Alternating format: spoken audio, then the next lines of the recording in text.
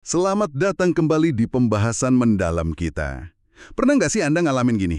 Ingat banget nama teman SD, padahal udah puluhan tahun nggak ketemu. Tapi giliran ditanya, tadi pagi udah minum vitamin apa belum? Malah ragu. Kok bisa gitu ya? Ini kayaknya bukan sekedar pikun sesaat deh. Jangan-jangan emang ada dua cara kerja ingatan yang beda di otak kita. Nah, kali ini kita mau coba gali lebih dalam bab 9 dari buku The Brain-Shaped Mind. Fokusnya itu ke gagasan yang menurut saya cukup fundamental. Jadi otak kita ini rupanya punya dua sistem memori yang cara kerja itu beda banget. Bukan cuma soal ingatan kuat atau lemah ya, tapi kayak ada dua mesin gitu, buat nyimpen jenis info yang beda. Satu kayak ensiklopedia tebel, satu lagi kayak buku catatan harian yang isinya ganti-ganti terus. Dua-duanya ada di kepala kita. Anda mungkin ingat ya, kita pernah bahas soal model koneksionis, Iya, ya. yang otak belajar tuh kayak jaringan gitu kan. Pelan-pelan koneksinya disesuaiin. Nah, model itu kan oke banget buat jelasin gimana kita nyimpen pengetahuan umum. Yang stabil gitu, kayak burung bisa terbang atau api itu panas. Betul. Tapi kayaknya agak susah ya buat jelasin ingatan sehari-hari. Yang cepet datang, cepet hilang. Kayak, parkir motor di mana tadi ya? Atau kemarin beli apa aja di supermarket? Gimana tuh otak ngaturnya? Kan beda banget jenis informasinya. Mari kita bedah bareng-bareng deh. Bener banget itu. Dan memahami bedanya ini penting loh. Krusial malah. Coba bayangin aja otak kita tuh kayak punya dua departemen memori gitu. Satu departemen ngurusin arsip pengetahuan umum, ya yang relatif permanen, stabil, dibangunnya pelan-pelan. Departemen satunya lagi nih, ini ngurusin catatan harian. Kejadian spesifik, pengalaman pribadi kita, sifatnya cepat banget berubah, temporer gitu. Nah, keduanya ini punya ciri khas masing-masing, kecepatan belajarnya beda. Dan yang seru nih, area otak sama mekanisme yang terlibat juga beda. Kalau kita urai ini, kita bisa ngerti lebih dalam gimana sih pikiran kita kerja sehari-hari. Oke, menarik. Mari kita mulai dari ciri khasnya dulu deh. Apa sih perbedaan paling dasar yang misahin memori ensiklopedia permanen ini sama memori catatan harian yang temporer? Perbedaan kunci yang jelas banget ya. Pertama, jelas kontennya. Isinya beda. Memori permanen itu nyimpennya pengetahuan umum, konsep-konsep abstrak, fakta tentang dunia. Contohnya, Anda tahu kan fungsi sendok itu apa, ciri-ciri kucing gimana, atau arti kata demokrasi itu apa. Infonya terstruktur general gitu. Nah, sebaliknya, memori temporer itu isinya detail kejadian spesifik, yang terikat waktu dan tempat, pengalaman personal Anda, atau bahkan niat. Kayak, saya tadi pagi sarapan nasi goreng. Atau kemarin sore ketemu si A di cafe X. Atau bahkan, oh iya nanti mesti beli baterai. Sangat episodik, sangat personal. Iya ya. Jelas beda ya isinya. Kedua ini nyambung sama konten tadi, soal ketergantungan sama waktu dan individu. Pengetahuan permanen itu kan sifatnya lebih universal ya, relatif abadi lah. Air membeku di 0 derajat Celcius, ya benar kemarin, hari ini, besok juga benar. Siapapun yang bilang, ya tetap benar di tekanan standar ya, hehe. Tapi kalau memori temporer, itu terikat banget sama konteks waktu dan siapa pelakunya.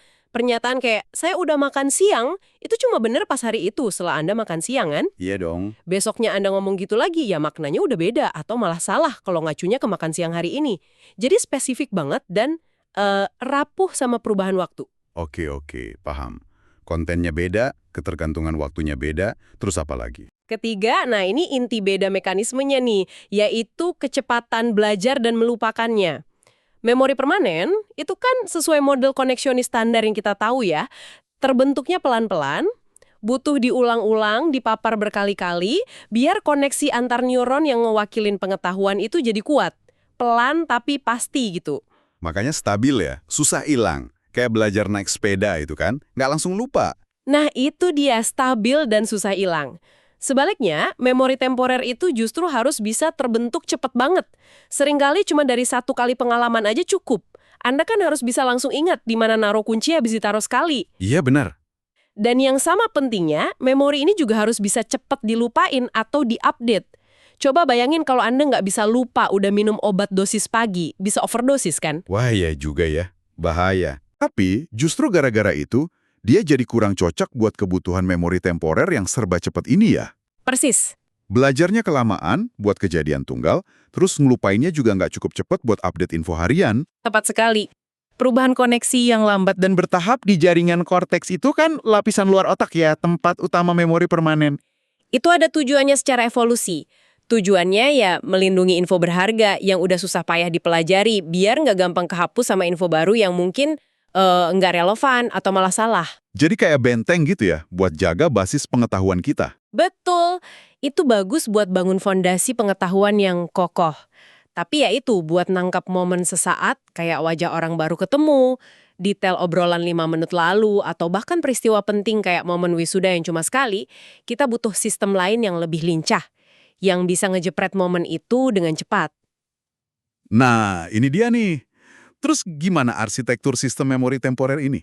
Ada area otak khusus gitu yang tugasnya jadi buku catatan harian, beda sama perpustakaan memori permanen di korteks. Ada. Jadi penelitian, termasuk yang dirujuk di buku ini ya oleh McLellan, McNaughton, dan kawan-kawan, itu nunjuk ke struktur otak yang emang beda secara anatomi dan fungsi. Kalau memori permanen, pengetahuan umum kita, itu kan banyaknya nyebar di korteks cerebral, lapisan luar otak yang luas, yang berlipat-lipat itu. Nah, kalau memori temporer buat kejadian spesifik, itu sangat bergantung sama struktur di bagian otak yang lebih dalam. Utamanya hipokampus sama area-area terkaitnya di lobus temporal medial. Oh, jadi lokasinya beda ya. Korteks di luar, hipokampus lebih di dalam. Iya, bayangin aja, korteks itu kayak daratan luas gitu, tempat pengetahuan umum disimpan. Nah, hipokampus ini kayak semacam pusat pencatatan yang lebih kecil, lebih tersembunyi di dalamnya. Oke. Terus cara nyimpennya gimana? Apa bedanya juga? Nah, ini beda mendasar lainnya. Di korteks, buat memori permanen, cara nyimpen pengetahuannya itu cenderung terdistribusi. Artinya, satu memori atau konsep itu nggak tinggal di satu lokasi neuron aja, tapi melibatkan pola aktivitas yang nyebar di banyak neuron dan koneksi.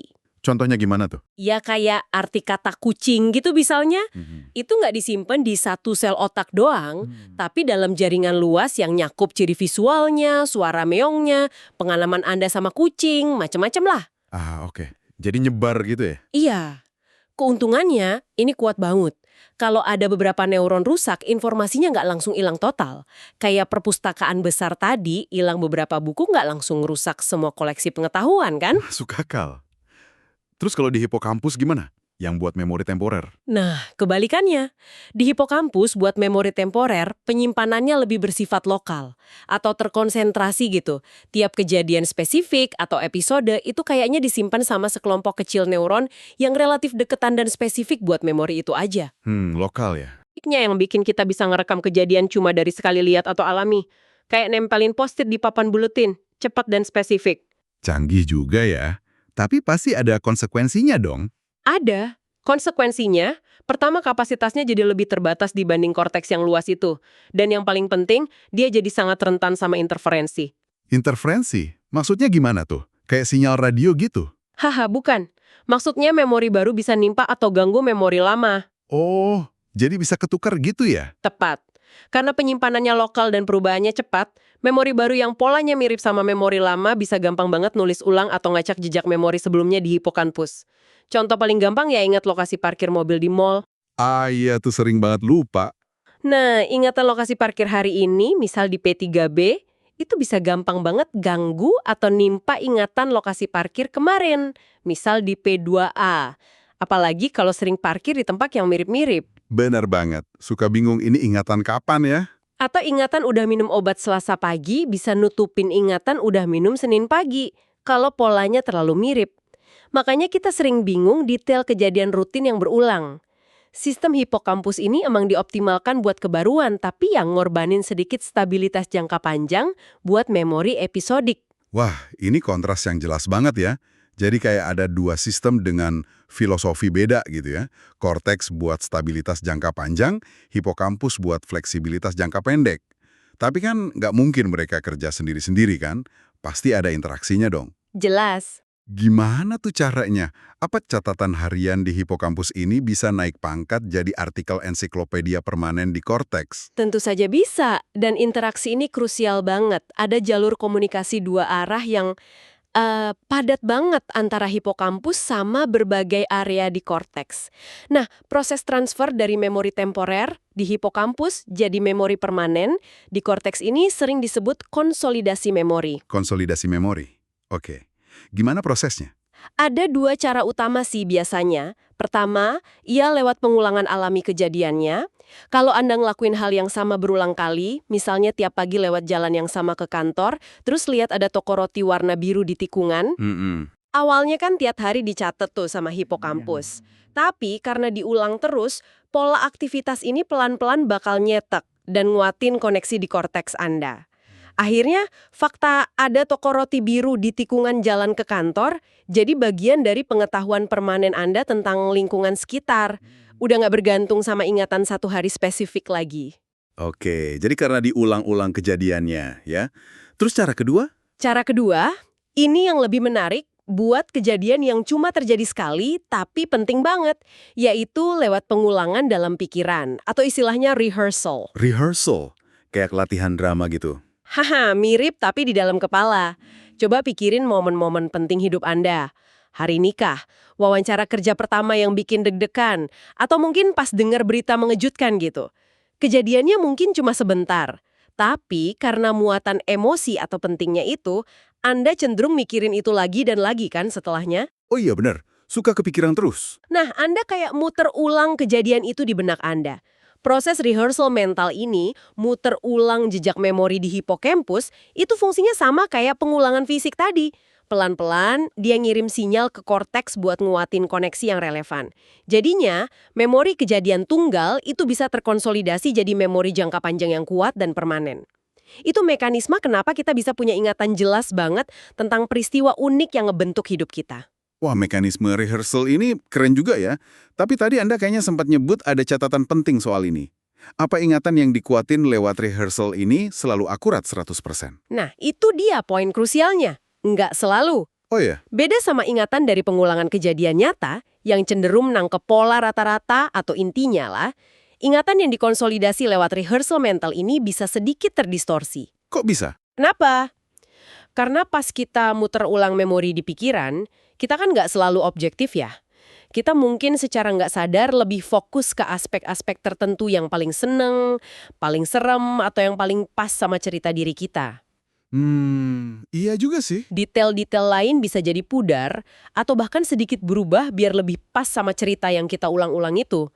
Jadi, memori jangka panjang tentang peristiwa penting yang kita anggap jelas banget itu, mungkin sebenarnya versi yang udah agak keedit dikit lewat proses rehearsal berkali-kali. Waduh, itu implikasinya dalam juga ya soal seberapa bisa dipercaya ingatan kita.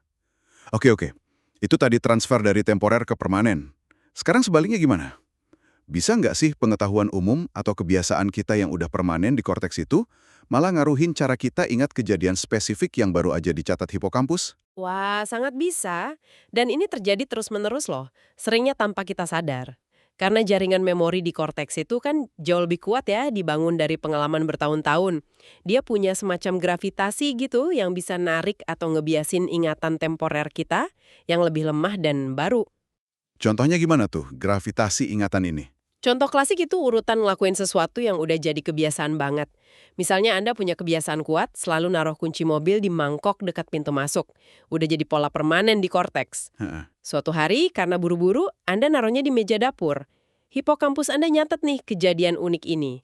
Tapi besoknya, pas Anda coba ingat di mana kunci mobil, kemungkinan besar gravitasi dari kebiasaan lama di korteks bakal narik ingatan Anda. Jadi salah ingat gitu? Anda mungkin bakal ngerasa yakin kalau kemarin naruhnya di mangkok deket pintu, padahal sebenarnya enggak. Jejak memori temporer yang cuma satu kali di meja dapur, itu kalah kuat ngelawan pola permanen yang udah terbentuk dari ratusan pengulangan di mangkok deket pintu. Pantesan kadang ngerasa yakin udah ngelakuin sesuatu padahal belum. Atau sebaliknya ya, karena ketarik kebiasaan. Bisa jadi begitu. Fenomena ini ngejelasin kenapa ingatan kita soal detail kejadian individual seringkali secara otomatis ditarik ke arah pola yang tipikal, skema umum, atau ekspektasi kita. Kita cenderung ingat kejadian sesuai skrip yang udah ada di kepala kita, kecuali kalau kejadian itu benar-benar nyimpang banget, aneh banget, atau punya penanda emosional kuat. Oh, jadi kalau ada sesuatu yang nonjol gitu baru bisa diingat akurat ya? Betul. Misalnya pas Anda salah naruh kunci di meja dapur, itu tiba-tiba ada suara ledakan keras di luar. Nah, kejadian tambahan yang nonjol itu bakal nandain memori temporer tadi, bikin dia lebih kuat ngelawan tarikan kebiasaan dan lebih mungkin diingat akurat. Oke. Jelas banget sekarang. Jadi, pemahaman soal dua sistem memori yang beda ini, korteks yang lambat, stabil, nyebar buat pengetahuan permanen, dan hipokampus yang cepat, fleksibel, lokal buat catatan harian, yang ternyata akarnya di struktur dan cara kerja area otak yang beda. Ini benar-benar nguatin argumen utama buku ini ya, bahwa dengan memahami bentuk atau arsitektur otak, kita dapat pemahaman mendalam soal cara kerja pikiran. Ini bukan cuma kiasan, tapi hubungan sebab akibat. Wah, pembahasan yang mencerahkan banget ya soal gimana otak kita secara elegan ngelola dua dunia informasi yang beda ini. Satu buat bangun fondasi pengetahuan yang kokoh dan awet, satu lagi buat navigasi detail hidup kita yang ganti-ganti terus dari hari ke hari. Sistem ganda ini ngasih kita kemampuan luar biasa, belajar hal umum pelan tapi pasti, sekaligus ngerekam dan update kejadian spesifik secepat kilat kalau perlu. Keren banget ya cara kerjanya. Dan interaksi dinamis antara keduanya inilah yang akhirnya ngebentuk semacam permadani ingatan kita. Cara kita memahami masa lalu, menafsirkan masa kini, bahkan ngebayangin masa depan. Interaksi ini bukan cuma sekedar mindahin data ya, tapi juga proses pembentukan.